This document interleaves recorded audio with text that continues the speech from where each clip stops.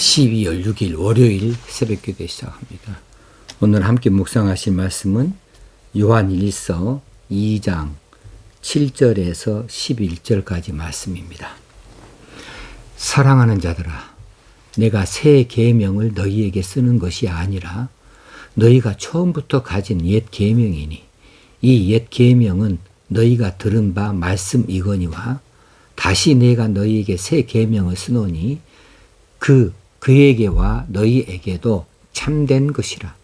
이는 어둠이 지나가고 참 빛이 벌써 비침이니라. 빛 가운데 있다 하면서 그 형제를 미워하는 자는 지금까지 어둠에 있는 자요, 그의 형제를 사랑하는 자는 빛 가운데 거하여 자기 속에 거리낌이 없으나 그의 형제를 미워하는 자는 어둠에 있고 또 어둠에 행하며 갈 곳을 알지 못하나니 이는 그 어둠이 그의 눈을 멀게 하였습니다. 아멘. 여기서 계명이라고 하는 단어가 나오는데 새 계명, 옛 계명 이렇게 말씀이 나오죠. 근데 이미 3절에서 우리 그 계명 이야기를 들은 바 있습니다. 우리가 그의 계명을 지키면 이로써 우리가 그를 아는 줄로 알 것이요. 그 계명이 엔톨레라고 하는 단어를 쓰는데 이 단어는 구약에서 하나님이 주신 율법 중에 하나님의 백성이 지켜야 마땅할 도덕적 규례들을 뜻합니다. 엔톨레는 도덕적 규례들이다. 하나님 백성들이 살아가면서 지켜야 될 도덕적 규례를 엔톨레라 하는데 이것을 우리 성경에서 계명이라 이렇게 번역을 했습니다. 그 엔톨레의 대표적인 것이 바로 십계명이라고 할 수 있죠. 십계명은 중심은 뭐냐 하면 사랑입니다. 십계명의 중심이 사랑이다. 하나님을 사랑하는 것, 이웃을 사랑하는 것이 핵심이죠. 1계명에서 4계명까지는 하나님 사랑, 5계명에서 10계명까지는 이웃사랑에 대해서 규례들이 정해져 있습니다. 이것을 엔톨레라고 했습니다. 이 계명이죠. 그런데 사도 요한은 본장에서 계명이라고 하는 단어를 6번이나 사용을 했어요. 그런데 이것은 하나님과 성도와의 사귐에 있어서 중요한 매개적 역할을 하는 것이 바로 계명이라고 하는 겁니다. 하나님과 하나님의 백성, 그 성도와의 사귐에 그 어떤 중간에 어떤 매개적인 역할을 하는 것이 계명이다. 그래서 이 계명을 가지고 하나님과 이 성도들과의 사이에서 사귐이 있다 없다 이렇게 말할 수 있는 것이지요. 자, 이 계명에 성도들이 모두 다 참여해야 할 것에 대하여서, 다시 말하면 이 계명을 모든 성도들이 다 지켜야 할 것에 대하여서 강조하기 위하여서 지금 말씀을 쓰고 있는 거죠. 자, 7절에서 사랑하는 자들아, 이 호칭은 사도 요한이 자주로 쓰는, 아주 사도 요한의 사랑하는 자들이라 할 만큼 자주로 쓰는 그런 호칭입니다. 내가 새 계명을 너에게 쓰는 것이 아니라, 여기서 새 계명이라고 하는 말을 할 때 이 계명은 여기서는 서로 사랑하라는 그 계명을 말하고 있습니다. 이것은 요한복음 13장 34절에서 주님이 제자들에게 하신 바가 있죠. 내가 너희에게 새 계명을 주나니 서로 사랑하라 할 때의 그 계명이 지금 오늘 사도 요한이 받고 있어요. 그런데 요한은 바로 그 새 계명, 사랑에 대하여서 말하면서 그것이 새 계명을 너에게 쓰는 것이 아니라 이렇게 말하고 있어요. 그럼 어떤 것인가? 너희가 처음부터 가진 옛 계명이다. 옛 계명이라고 말하고 있어요. 그렇습니다. 이 사랑하라는 이 계명은 이미 그들이 이 구약으로부터, 그도 조상으로부터, 구약의 율법으로부터 이미 들었던 계명이에요. 그런데 예수님께서 말씀해 주신 이 계명은 이 새 계명이라고 다시 말하고 있는데, 예수님이 말씀해 주신 이 사랑의 그 계명, 이 새 계명은 구약의 율법에, 구약에서 말하고 있는 옛 그 율법의 근거를 두고 있는 것이 사실 맞아요. 맞습니다. 레위기서 19장 18절에서 이웃 사랑하기를 네 몸과 같이 하라, 이렇게 말씀한 바가 있지요. 이것은 사랑의 옛 계명 이야기, 율법에서 나온 옛 계명의 이야기입니다. 그런데 옛 계명의 사랑하라와 새 계명의 사랑하라는 질적으로 차이가 있어요. 그래서 예수님이 하시는 사랑하라는, 서로 사랑하라는 새 계명으로 이렇게 다시 바꾸어서 말하고 있는 거지요. 자, 율법에서의 옛 계명에서의 사랑하라는 그 대상은 이웃으로 한정이 있습니다. 이웃 사랑하기를. 그리고 방법은 네 몸과 같이 이렇게 정해져 있지만은, 그런 예수님이 말씀하신 새 계명을 너에게 주나니 할 때에 이 계명은 그 대상이 서로 사랑하라예요. 그러니까 모든 사람이에요. 방법은 내가 너희를 사랑한 것 같이예요. 내가 너희를 사랑한 것 같이는 무엇입니까?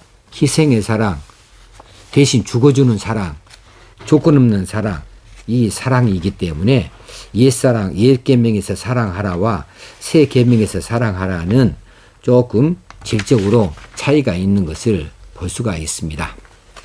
그러나 사랑의 계명이 이미 구약에서부터 주어졌다는 점에서 옛 계명이라고 부르는 것이 맞는 것 같고, 구약 성도들이 귀에 못이 박히도록 들었던 내 이웃을 네 몸과 같이 사랑하라 하는 이 말씀을 들었는데, 지금 이 편지를 읽고 있는 성도들이 모르는 계명이 아니라는 거예요. 이미 그걸 알고 있다는 거예요. 너희가 처음부터 가진 옛 계명이다. 이 옛 계명은 너희가 들은 바 말씀이거니와 너희들이 이미 들었던 것이라고 하는 거죠. 그런데 어쩐다고요? 그 말씀이 지켜지지 않고 있다는 거예요. 진작부터 듣고 있고 알고 있다. 이미 옛날로부터 옛 계명으로부터 있었다.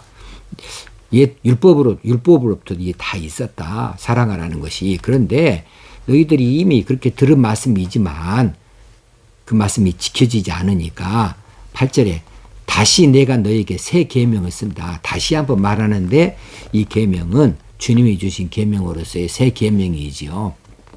여기서 새 계명이 새자라고 하는, 새롭다고 하는 말은 시간적으로 최근의 것을 의미하지 않아요. 구약이니까 옛날 것이니까 옛 계명.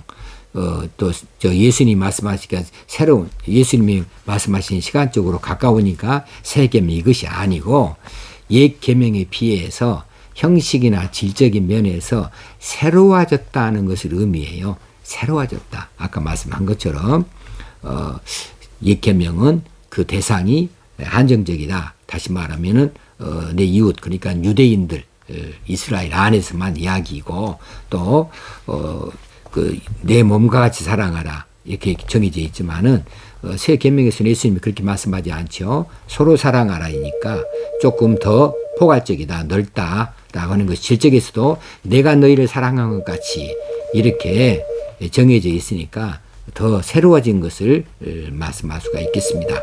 그러나 어쨌든지 사랑의 계명은 옛 것이든지 새 것이든지 그 뜻이 전혀 다르지 않고 같은 거지요.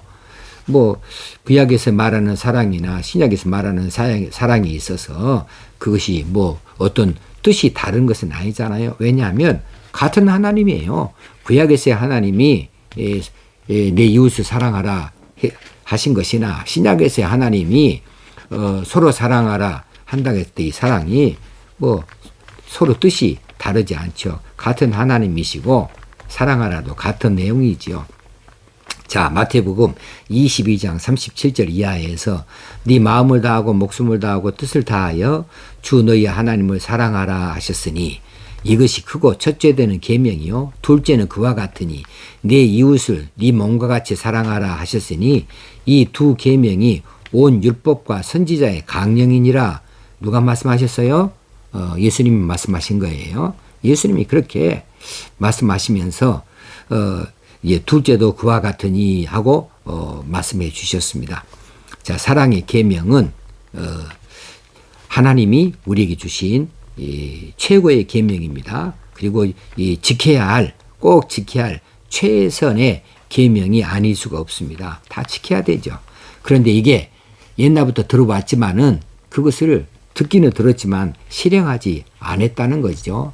그래서 8절에 다시 내가 너희에게 새 계명을 쓴다. 그에게와 너희에게도 참된 것이라. 여기서 그에게는 누구이냐? 우리의 사랑을 받아야 될 사람, 그리고 너희에게는 사랑을 할 사람이죠. 사랑을 받을 사람이든지 사랑을 할 사람이든지. 그리고 혹시는 구약에서부터 이 계명의 말씀을 들었던 사람이든지 아니면은 신약에 서로 사랑하라 말씀을 들었다는 사람이든지 간에 같이 참된 것이라. 그에게도 너희에게도 참된 것이라. 이는 어둠이 지나가고 참빛이 벌써 비침이니라 했어요. 자, 여기서 어둠이 지나가고, 이 어둠은 스코티아라고 하는 단어를 써요. 스코티아는 어둠인데 이것은 흑암이라고 하는 단어입니다. 자, 빛이 없는 상태예요. 천지를 창조하기 전에 이 모든 것이 다 흑암에 있었을 때가 있었습니다. 흑암, 빛이 없는 때는 혼돈이 있고 또 절망의 상태라고 말할 수 있습니다. 흑암을 뜻하는 이 스코티아는 죄로 말미암아서 하나님으로부터 가려진 상태, 이것을 말해요. 그리고 빛이 없는 혼돈과 절망의 상태를 의미합니다. 이 어둠이 지나가고 참빛이 벌써 비침이니라. 여기서 빛은 포스인데 벌써 5절에서 이미 우리가 살핀 바가 있어요. 포스, 빛. 빛은 하나님의 신성과 본질적 속성을 강조할 때 사용하는 단어라고 그랬는데 여기서는 진리 및 생명을 의미한다고 볼 수 있어요. 왜냐하면 사랑에 대해서 이야기하고 있기 때문에 그래요. 즉 세상에 빛으로 오신 예수 그리스도께서 십자가에서 이루신 사랑, 이 사랑을 말하고자 하면서 참 빛이라고 이렇게 내세우고 있다는 말씀이죠. 자, 어둠이 지나가고 참 빛이 벌써 비침이니라. 예수 그리스도의 십자가를 통해서 완성되어진 사랑의 계명을 알지 못하던 때, 그때가 어둠의 때이고요.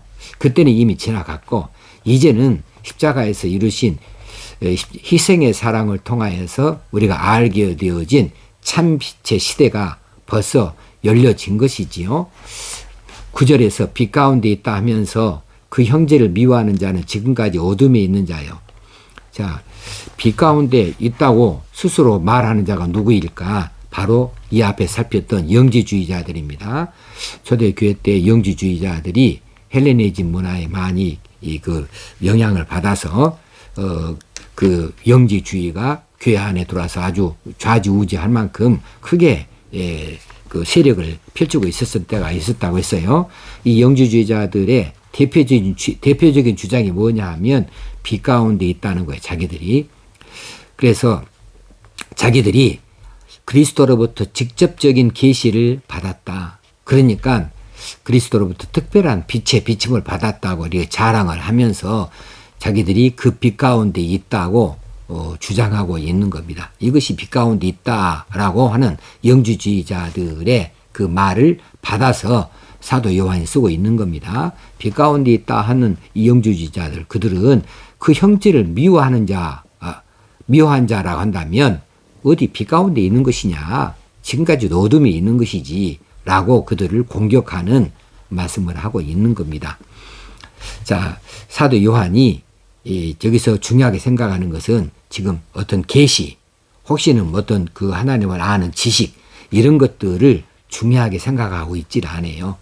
자, 빛 가운데 있는 것, 하나님을 아는 것, 그 안에 거하는 것, 이런 것들을 지금까지 이야기해 왔는데 그것들은 지식이나 계시가 아니고 중요한 것은 뭐냐면은 하나님과의 인격적인 만남. 그래서 이 사도 요한이 자주 쓰고 있는 것은 사귐이죠. 사귐. 하나님과의 사귐. 이것에 중심을 두고 있습니다. 이것이 하나님과의 인격적인 만남이에요. 우리가 예수 그리스도와의 인격적인 만남을 통해서 바른 그리스도인이 되어줄 수 있는 것이고 구원의 백성이 되어줄 수 있는 거죠. 자, 지식이나 계시가 아니다는 거예요. 즉 빛의 비침을 받은 자의 삶은 어떤 계명에 대한 순종으로 그 증거가 나타난다. 계명에 대한 순종이 있을 때에 빛의 비침을 받은 자들이다. 이미 우리가 그 앞에서 이미 살핀 바가 있는 말씀이지요. 자, 그 형제를 미워하는 자는 지금까지도 어둠에 있는 자일 뿐이다. 빛 가운데 있다. 자기들 말은 해요. 아, 내가 그런 경험이 있다. 내가 직접 계시를 받았다. 배설을 다 할지 몰라도 그러면서도 형제를 사랑할 줄 몰라. 형제를 미워해. 그러면 그 사람은요, 아직도 빛 가운데 있는 자가 아니다. 어둠에 있는 자일 뿐이다. 왜냐하면 이 빛은 그리스도가 십자가에서 이미 우리에게 비춰줬고 우리가 이미 그것을 받았으면 그럴 수 없다는 거죠.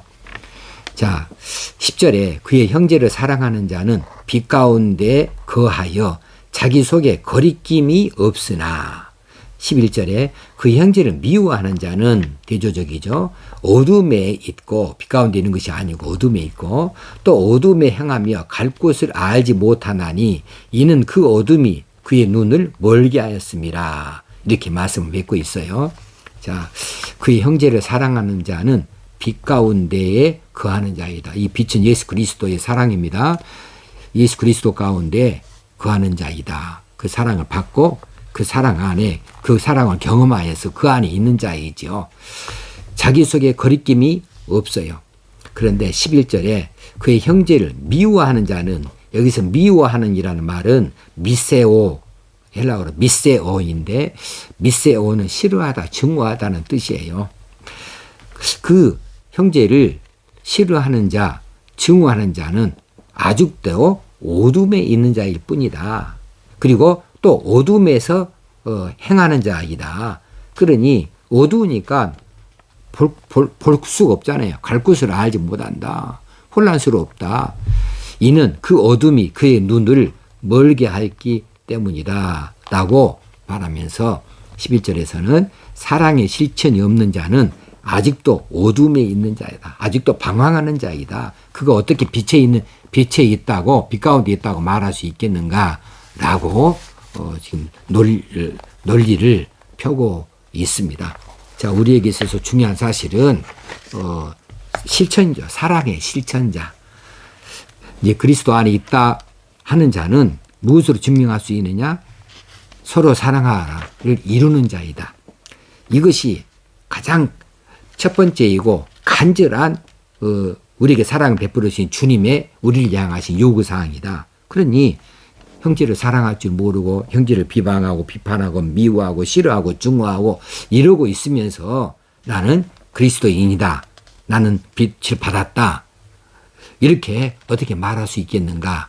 이렇게 스스로를 살펴보면서 내 안에 조금이라도 이 이야기들 전부 다 교회 안에서 일입니다. 왜냐하면 형제들아, 사랑하는 자들아 이렇게 말했기 때문에 지금 교회 안에서의 이야기를 하고 있기 때문에 세상 사람에게 하는 사도 요한의 말이 아니에요. 그러니까 우리도 이 이야기를 교회 안에서 받고 실천할 수 있어야 되겠는데 내가 교회 안에서 누구를 미워하는 것이 있는가? 내가 미워하는 사람이 있는가? 내가 싫어하는 사람이 있는가? 내가 거리낌 있는 사람이 있는가? 그러면서 내가 어떻게 그리스도의 빛을 받았다고 말할 수 있는가? 내가 그리스도를 사랑한다고 말할 수 있고 그리스도의 사랑 안에 있는 자라고 말할 수 있는가? 라면서 한번 스스로를 살펴볼 수 있는 시간이 되어야 되겠고 예수 그리스도의 우리를 향하신 첫 번째 요구사항이 뭐예요? 위로 하나님을 사랑하고 그리고는 또 누구를 사랑을 해요? 내 형제를 사랑하라. 이 말씀을 가장 의미 있게 우리가 받아들이고 이 말씀에 거리낌이 있어서는 아니 되겠다. 이런 마음을 품고 고칠 것은 고치고 교정할 또 새롭게 할 것은 새롭게 할 수 있는 이런 말씀이 되어줄 수 있기 원합니다. 이 말씀의 능력이 여러분과 저희 심령을 새롭게 하기를 원합니다. 기도하겠습니다. 하나님 아버지 이처럼 사랑에 대하여 말씀하시니 감사합니다. 다시 한번 이 말씀을 우리 심중에 새기고 우리 자신들을 살필 수 있기를 원합니다. 오늘도 사랑하는 자 되어지게 하여 주옵소서. 그리스도의 사랑이 우리 안에 가득 차 있고 우리가 사랑의 근본이신 하나님 안에 있다고 한다면 사랑하는 것이 마땅한 일이니 우리가 온통 사랑에 젖어 있고 그 젖어 있는 사랑을 거리낌 없이 숨김없이 우리가 나타내는 자 되게 하여 주옵소서. 우리 가운데 싫어하고 증오하고 미워하는 일이 없기를 원합니다. 우리 주님 예수님의 이름으로 기도합나이다. 아멘. 오늘 새 한 주간 하나님께 주신 한 주간을 아주 잘 값지게 보람있게 잘 사용하고 오늘 그 월요일 날 첫날을 사랑하면서 사십시다. 감사합니다.